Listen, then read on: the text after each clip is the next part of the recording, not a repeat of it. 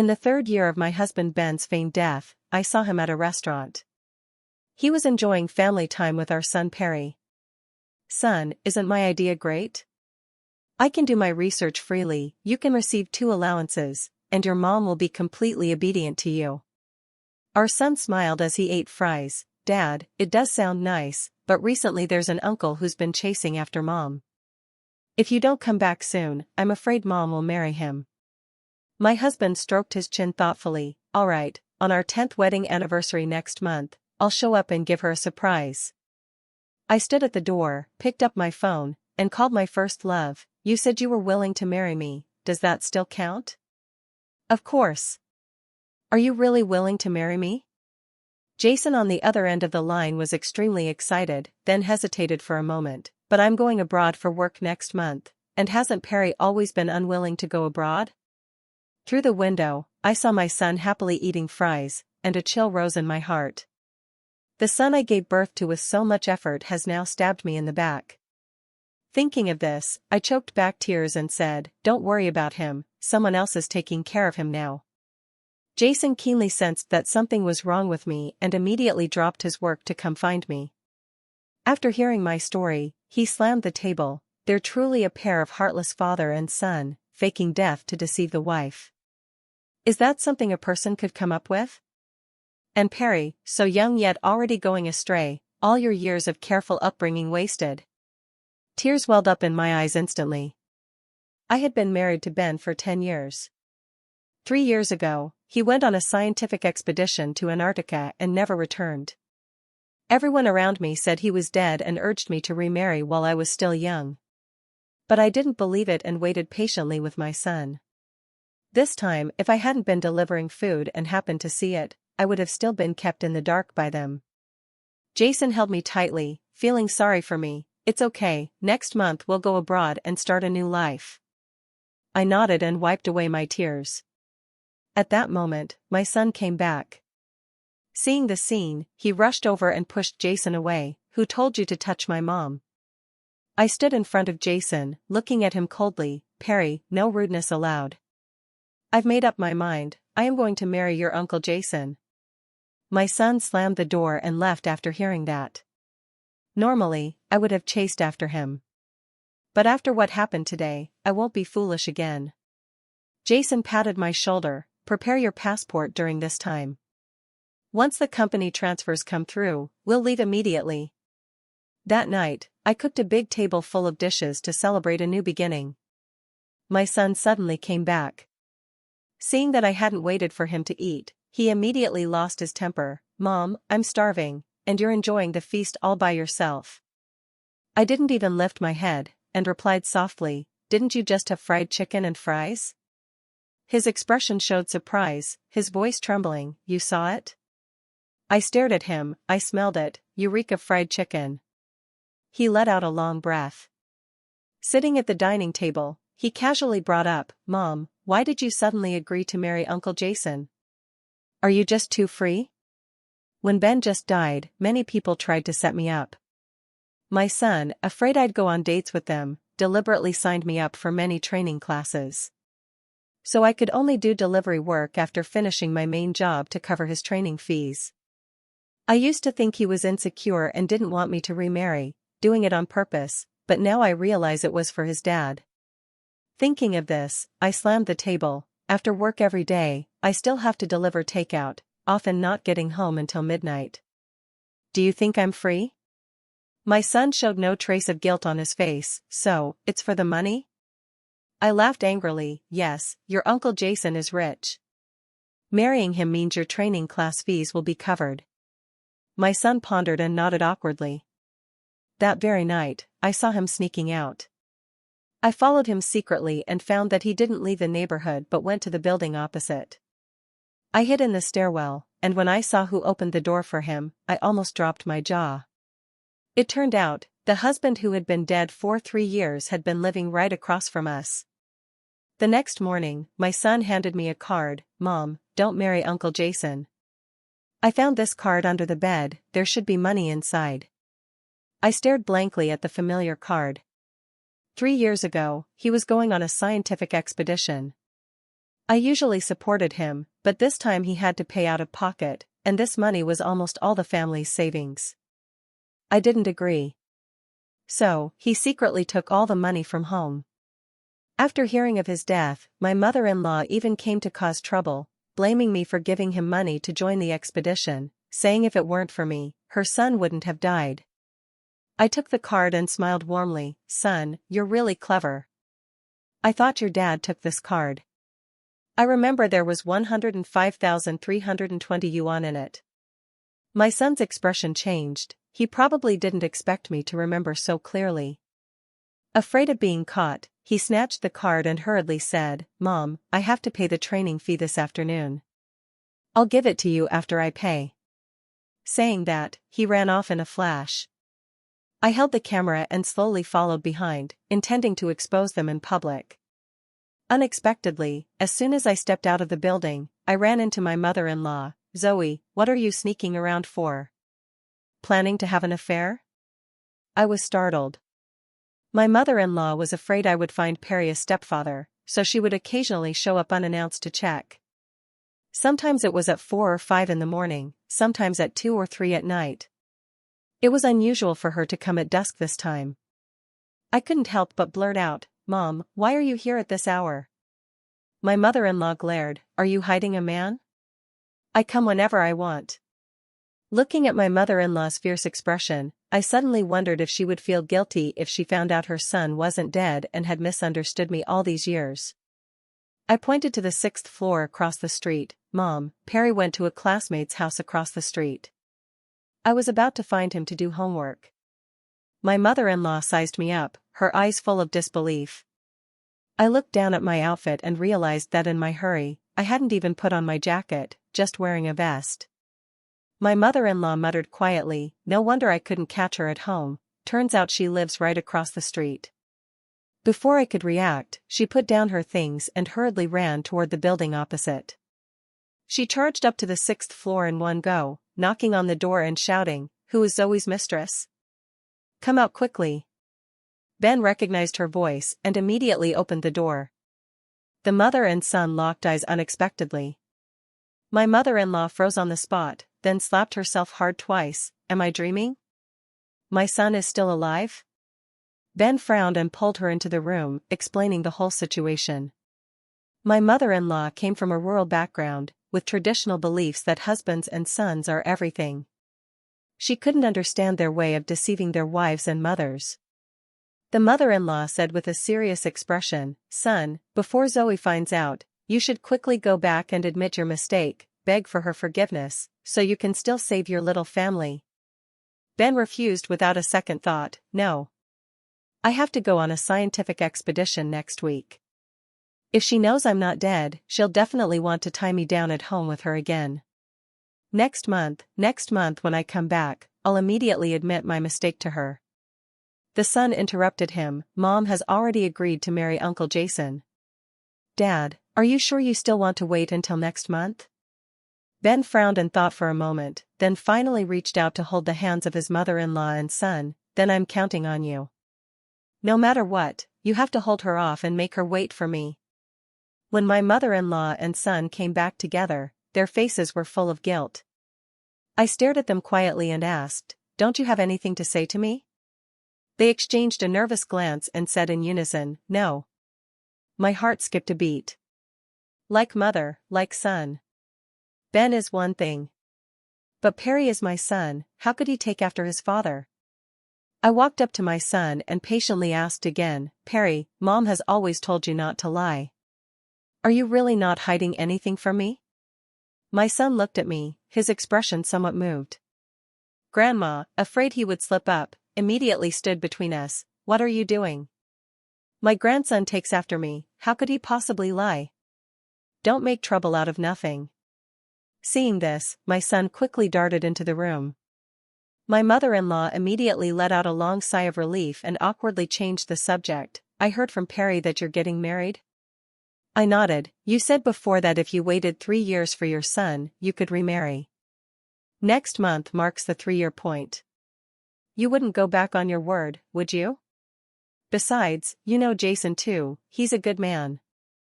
My mother-in-law once fell on the street, and passersby thought she was faking it for money, so no one dared to help. Only Jason happened to be passing by. He not only took her to the hospital but also paid all the medical bills. Later, when I received the news and rushed over, my mother-in-law held my hand and kept praising him. Snapping back to the present, my mother-in-law muttered softly, "Well, after all, I am still your matchmaker." I chuckled lightly, "Mom, don't worry. Even if I marry someone else, I will still respect you. Next month when we register our marriage and hold the banquet, will you be the witness?" My mother-in-law's expression changed. "Zoe, can you wait a little longer? Just 2 more months. After 2 months, there's an auspicious day, and then you too." I cut her off. "No more waiting. Do you think waiting 1 more month will bring your son back to life?" My mother-in-law opened her mouth but couldn't say a word. Seeing her look defeated gave me a sense of satisfaction. That night, she found an excuse to stay over. I thought she was there to keep an eye on me, until I saw her secretly drugging the milk I was about to drink before bed. That's when I realized things were not so simple. In the middle of the night, while I was sound asleep, my mother-in-law sneaked into my bedroom and rummaged through my things. "Where did this bitch hide the household registration book?" Hee, it turned out they wanted to take the household registration book so that Jason and I couldn't register. Fortunately, I was foresight and had left it with Jason. After searching in vain, my mother-in-law had no choice but to leave. The next day, I told Jason about this. Without hesitation, he knelt down and proposed, "Zoe, I bought this ring the very day we reunited, and now it can finally be put to use. Marry me." I nodded with tears in my eyes. That very noon, we obtained our marriage certificate. Coming out of the Civil Affairs Bureau, Jason excitedly held my hand. "Zoe, what do you plan to do next?" I smiled. "Of course, let them also taste the bitterness of being deceived. Tomorrow, Jason and I are going to get our marriage certificate." I suddenly blurted out this sentence at the dinner table. My mother-in-law was so shocked that she dropped her chopsticks. "Didn't you say next month? Why change it to tomorrow?" My son anxiously chimed in, "Yeah, Mom, why don't you keep your word? Jason has a business trip the day after tomorrow, and we don't know when he'll be back, so we want to hurry and get the certificate. Tomorrow happens to be a good day, so no more waiting, it's tomorrow." My mother-in-law and son immediately lost their appetite and exchanged worried glances. After I went to work, they called Ben home to discuss a plan. I sat at my desk, took out some snacks, and watched the surveillance footage on the tablet with great interest. First, my mother-in-law, frustrated and disappointed, pointed at Ben's head and said, "Research, research, do you want research or a wife? If you want a wife, you better come home tonight and admit your mistake immediately, or else we can't help you anymore." Seeing that my mother-in-law was truly angry, Ben dared not plead with her any further. He turned his gaze to his son. "Perry, do you have any other ideas?" The son shook his head.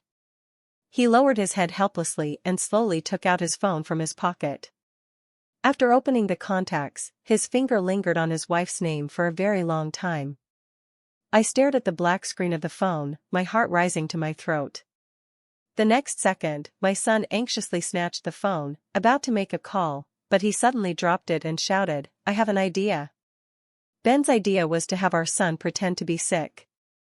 Back then, because our son was premature, he often fell ill. Every time he was sick, I never left his side to take care of him, while Ben always hid behind being busy with work. Countless late nights, as I rushed around hospitals holding our son, I often wondered what marriage had brought me. I stared intently at the screen, hoping for my son's reply. After all, he had seen me in my most disheveled state taking him to the doctor. Our son scratched his head, his face full of hesitation. "Dad, I don't think this is right, Mom." Ben interrupted him, "From now on, unlimited fried chicken and fries." Our son immediately agreed. I sneered quietly in front of the screen. Motherly love couldn't even compete with a meal of fried chicken and fries. To make it realistic, my son took a cold shower in -10 degrees weather, and sure enough, he developed a high fever that night. My mother-in-law, shocked, ran up to me with a thermometer. "Zoe, take Perry to the hospital quickly, he's at 39 degrees. I glanced coldly. "It's nothing, just take some fever medicine and sweat it out, and he'll be fine." My mother-in-law was stunned. After all, she used to get extremely anxious even when my son had a small scrape. She sneered, "So it's true, you're becoming someone else's family, not even caring about your own son." I pretended not to hear and told her to leave. "Mom, I have to go get our marriage certificate tomorrow.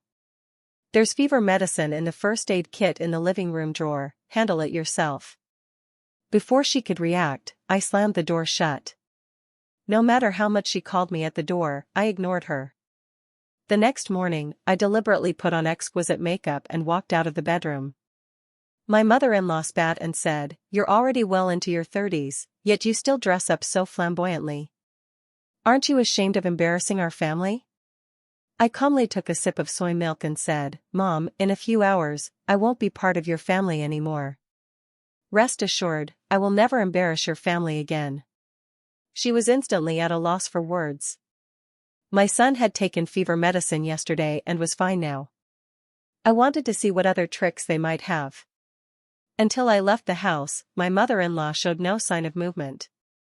Half in doubt, I walked to the door and deliberately looked back at her sitting in the living room watching TV. Seeing that she wasn't following me, I had no choice but to play along and leave. Just as I was about to drive away, my mother-in-law suddenly appeared out of nowhere and stood in front of my car. My mind went blank instantly, and with a sharp screech of the brakes, the car came to a steady stop just 10 centimeters away from her. My heart was pounding wildly, anger surged up in an instant, and I forcefully pushed open the car door. "Are you crazy?" I shouted at the top of my lungs. My mother-in-law was still in shock, and when I yelled like that, she actually fainted. At the hospital, the doctor said it was nothing serious. Looking at my mother-in-law lying on the bed, I suddenly had an idea. I took out my phone, snapped a photo of her, and then turned to send it to Ben. I wanted to see if he could still remain indifferent when his own mother was in trouble. After sending the message, it was met with the same silence as before. I swiped through the chat screen on my phone. During the 3 years he disappeared, whenever I thought of him, I would send him a message. "Husband, today is the first day since you went missing.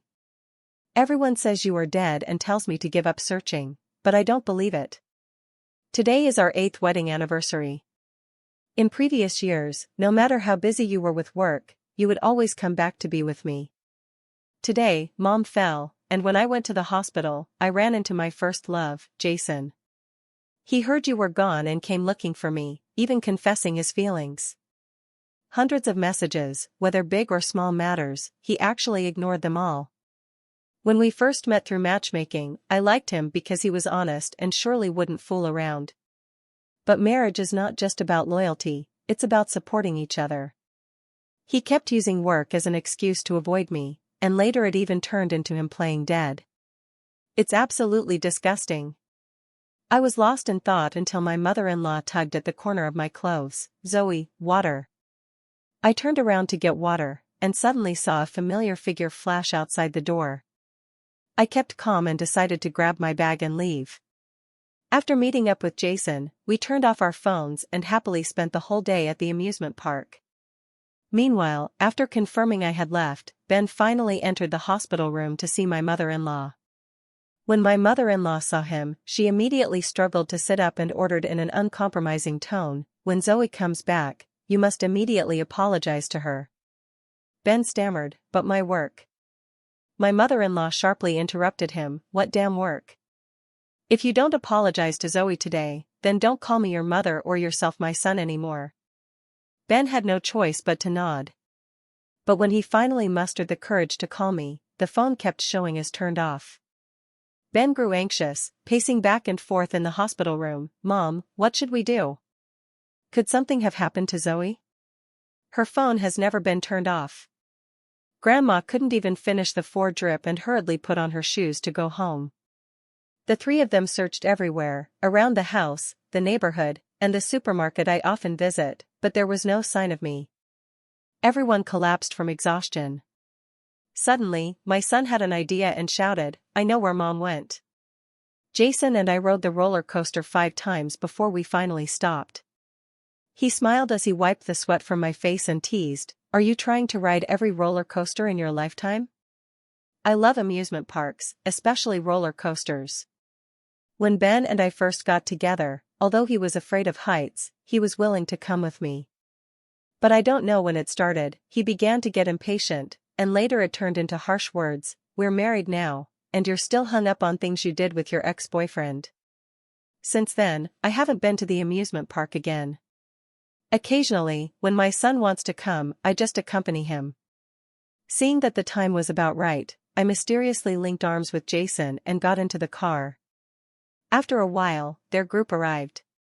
Through the car window, seeing them sweating profusely and looking disheveled, I almost burst out laughing. I looked at Jason, who was holding up his phone to record this moment for me. This is all evidence. Let's see how they pretend later. After searching around with no result, Ben couldn't help but complain, "Perry, you must be mistaken. Your mom isn't here at all." My son, who had just recovered from a high fever, immediately retorted, blaming me? "If you hadn't played dead, would you really have to be running all over the world looking for my mom now?"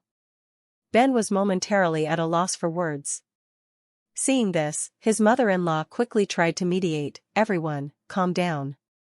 When your mom left the hospital today, the Civil Affairs Bureau was already closed, so the registration definitely couldn't be done. She'll definitely go to the Civil Affairs Bureau tomorrow.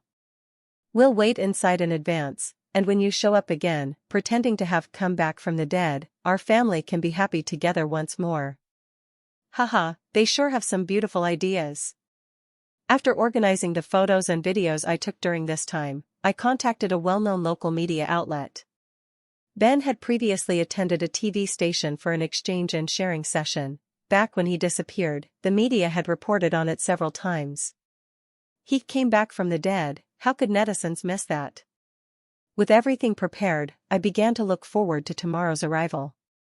The next day, Jason and I had just parked the car when we saw Ben in a suit and tie, holding a bouquet of flowers, standing at the entrance of the Civil Affairs Bureau from afar. My mother-in-law and son were hiding in the bushes. I was so nervous that my hands were sweating coldly. The resentment I had been holding on to for so long could finally be resolved today. Jason noticed too and held my hand to comfort me. "It's okay, I'll be with you." After some mental preparation, Jason and I walked hand in hand toward him. Ben came up to us with an exaggerated expression and said, "Zoe, I'm not dead, I'm back." During that expedition, I fell off an iceberg, hit my head, and lost my memory. I only recently regained it. Last night when I got home, Mom and our son told me what had happened over the past few years. "Thank you for your hard work, wife, and thank you, Jason, for taking care of this family. Now that I'm back, you can leave." He stepped forward, separated the hands Jason and I were holding, hugged me tightly, and lowered his voice, "Zoe, I missed you so much." A wave of nausea rose in my stomach, and I couldn't bear it for a second longer, so I pushed him away forcefully. He looked at me in shock. "Zoe, I'm back. Aren't you happy?" I ignored him and shouted into the bushes, "Stop hiding, everyone come out." My mother-in-law and son awkwardly came out, stiffly shouting, "Wow. After such a long separation, we are once again a happy and complete family." I looked coldly at the three standing together and couldn't help but sneer, "Is lying fun for you?" The moment those words were spoken, the previously awkward atmosphere instantly dropped to freezing point. Ben tugged at the corner of his mouth, forcing a smile. "Zoe, what are you saying?" "What lie?" He was the worst at lying. Whenever he lied, his eyes would blink uncontrollably. I stared at the face I had longed for day and night, the years of grievances and hatred no longer suppressed, and raised my hand to slap him. "Big liar. I was really blind to have waited for you for 3 years." Ben stubbornly tried to retort, but I slapped him again with the back of my hand. He froze instantly. My mother-in-law couldn't stand it and stepped forward to explain, but I pushed her away and looked at my son, who had been silent all along. "Perry, I'll give you a chance, you speak." My son was so scared his face turned pale, stammering without forming a complete sentence. After all, if I were him, I'd be dumbfounded too. A lying father, a remarried mother, who should he choose to ensure his future life? Seeing his son in trouble, Ben stepped forward and took all the responsibility. It's me who forced my son to cooperate with my acting. If you want to blame someone, blame me. If you want to hit someone, hit me. I ignored him and kept staring at my son. Perry, I told you, little kids can't lie. My son looked up at me, then at Ben and Grandma. Finally, he closed his eyes tightly, crying out loudly, I don't know anything. I only found out last night when Dad came back that he wasn't dead. My heart instantly sank halfway. 8 years with my son, all for nothing. I turned away, unwilling to look at them any longer. Jason understood immediately and took out his phone to show photos and videos. The videos included photos of Ben and my son eating fries at a restaurant, surveillance footage of the three of them discussing things at home, and a video of the three of them going to the amusement park last night to find me. Ben looked pale, staring at me in disbelief. So you knew all along, and you deliberately waited until today to expose me. Zoe, when did you become this kind of person? I caught the flash of hatred in his eyes and sneered, you lied to me for 3 years, and I can't stand it after lying to you for just a few days? Ben gave a bitter smile and shook his head, but I didn't lie to you on purpose, I had my reasons. That opportunity back then was really rare. If I could turn back time, I would still make the same choice. Mentioning the reason, I couldn't help but be curious. Alright, then let me hear it. What kind of reason made you abandon your wife, forsake your son, take the entire family fortune, and risk the whole family's well-being just to join that scientific expedition? Ben took out a property deed, a luxury car key, and a diamond ring from his bag. Zoe, I know that when you were with Jason, you had the best of everything. Marrying me is a compromise for you. But I earn a fixed salary, and if I work diligently all my life, I could never give you a good life. However, that project, if it succeeds, I can at least afford a house. The fact proves that my decision back then was not wrong. I looked at the person in front of me as if I had never known him. So, you still haven't said why you pretended to be dead. Ben's face darkened. After a long pause, he said with difficulty, because I was afraid you would bother me, so pretending to be dead was the best way. Haha, such a ridiculous excuse. I broke down and shouted, then just keep pretending forever, why show up in front of me now? Ben hurriedly stepped forward and grabbed my hand. I was wrong, I shouldn't have played dead, because when I encountered the avalanche in Antarctica, my first reaction was that I still have a family, a wife and kids, I must come back alive. Jason beside us pried his hand away. Sorry, she's my wife now. Ben stared at his serious face and laughed out loud, then patted his shoulder, daydreaming in broad daylight? You haven't even gone to the Civil Affairs Bureau yet, how can she be your wife? Jason, you should leave. Zoe is just throwing a tantrum with me right now.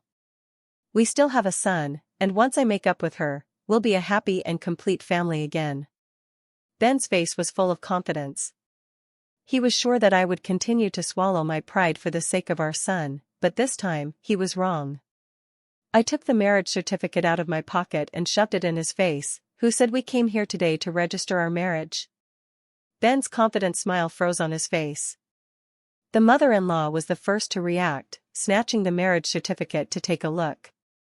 The moment she saw the registration date, she collapsed to the ground, crying and shouting. I felt something was wrong when I couldn't find the household register that day, and sure enough, it was that day.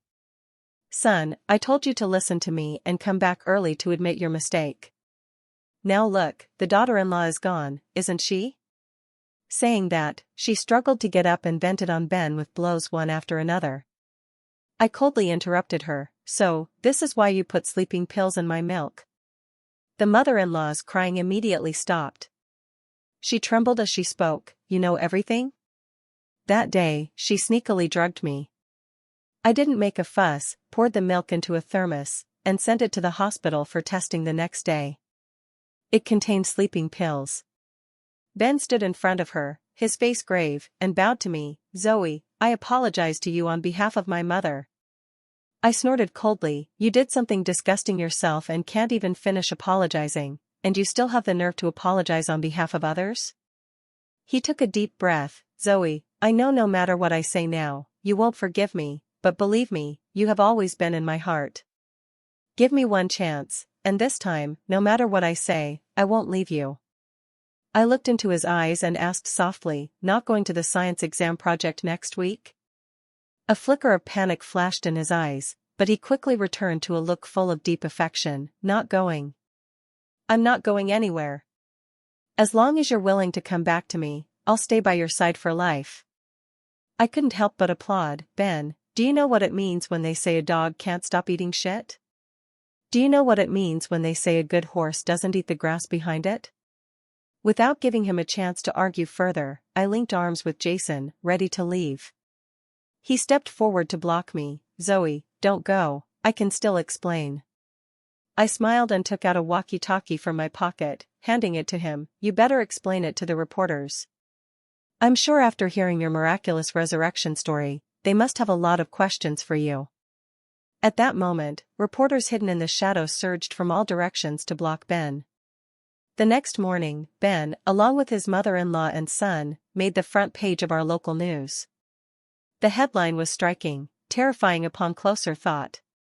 Husband dead for 3 years actually came back to life. As soon as the news broke, Ben was blasted by netizens. Wow, no one in that family is any good. When the leader is crooked, the followers are too. Luckily, the girl has come to her senses. Scumbag. Just living in the same place as him is disgusting. So shameless. How is this any different from fraud? If I ever ran into him in real life, I'd make sure to teach him a proper lesson. Playing dead, rebirth, fraud, these tags together mean this case is going to be a hot topic. Ben's workplace was also implicated and had no choice but to issue a notice firing him. But netizens had no intention of letting him off. Ben was doxxed by those with ill intent. Many netizens even shared photos of chance encounters. The playing dead guy was pelted with rotten eggs at a breakfast shop, and caught on camera. He was splashed with water on the street, also caught on camera. Watching all these check-in photos people posted, I couldn't help but laugh out loud. He totally deserves it. Ben also tried to contact me several times, begging me to help clear things up. On the other end of the phone, he choked up and said, Zoe, I'm not asking for your forgiveness, but for the sake of all the years we've been husband and wife, could you say a few good words for me? I sneered coldly. You took away the entire family's assets, disregarded the family's well-being, and lived carefree outside. Did you ever think about the bond we had as husband and wife? Between you and me, the one thing that doesn't exist is any sense of loyalty. Ben is now like a rat crossing the street, hated and chased by everyone. One night, after Jason and I finished our late-night snack and were taking a walk, Ben suddenly appeared and blocked our way. In just a few days, he seemed like a different person. His face was gaunt, and his eyes were bloodshot. He kept his head down, avoiding my gaze, wringing the corner of his clothes, his voice trembling. Zoe, our son is sick.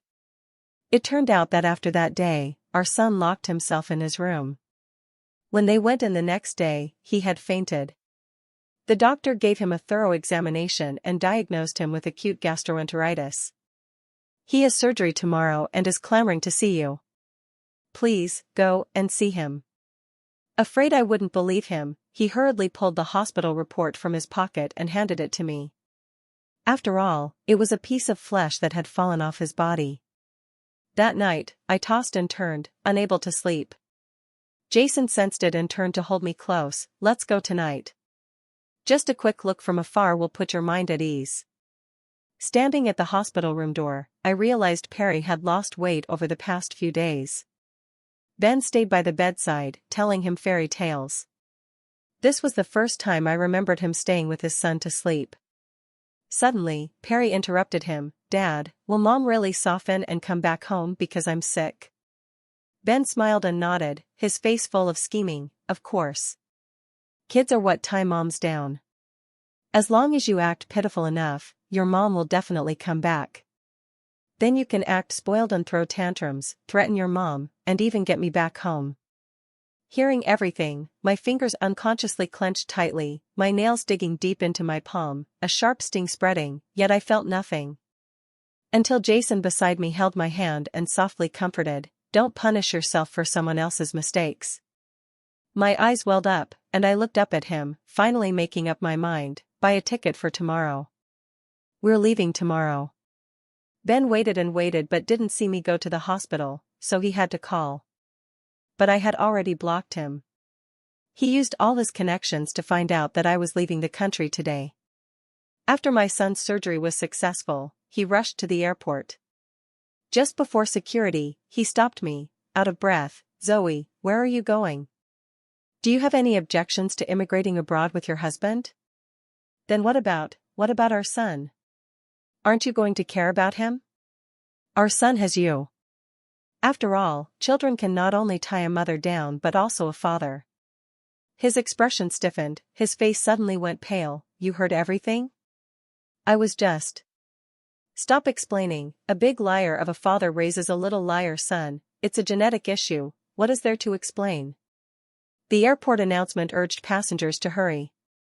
I walked past him and said coldly one last sentence. "If you still have any conscience, teach your son well, don't let him grow up to be someone like you." On the plane, Jason held my hand. "I will always be by your side." I nodded, and my new life began.